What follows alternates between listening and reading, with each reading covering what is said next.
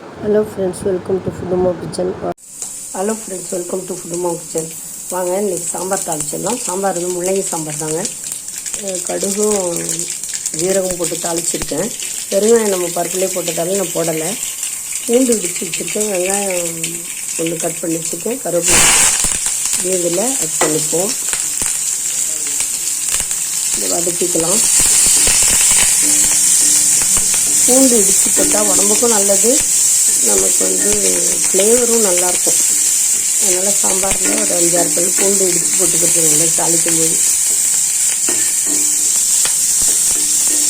பெருங்காயம் பருப்புலேயே நிறையா போட்டுட்டேன், அதனால் போடலை.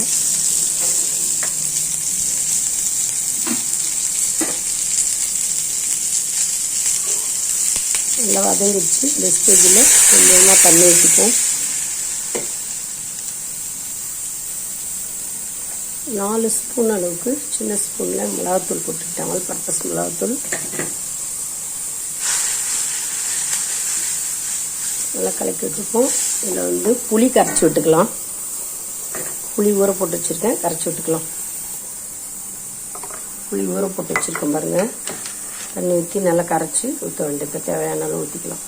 புளி கரைச்சி ஊற்றியாச்சு. தேவையான அளவு தண்ணி ஊற்றியாச்சு. சால்ட்டு போட்டுக்கலாம். தேவையான அளவு சால்ட்டு போட்டுப்போம். கல்லுப்பு போட்டிங்கன்னா தான் ரொம்ப நல்லது. இப்போ எல்லாம் பவுட்ரு சால்ட்டு போடுறாங்க. நான் கல்லுப்பு தான் அந்த காலத்துலேருந்து போடுவாங்க.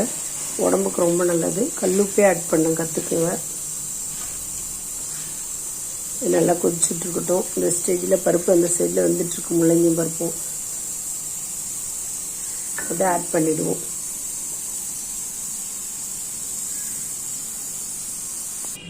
பருப்பும் முள்ளங்கியும் வெந்துருச்சு. இந்த சைட்லேயும் பார்த்தீங்கன்னா குழம்பு கொதிச்சிச்சு சாம்பார். இதில் இதை ஆட் பண்ணிவிடுவோம்.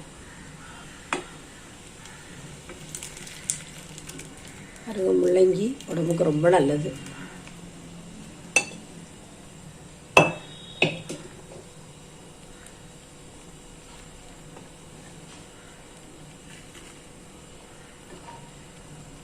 சாம்பார் பார்க்கவே எம்மியாக இருக்கு பாருங்க.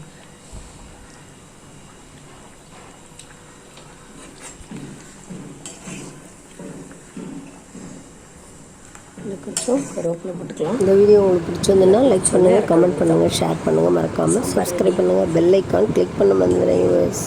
தேங்க்ஸ் ஃபார் வாட்சிங். நம்ம நெக்ஸ்ட் வீடியோவில் பார்க்கலாம்.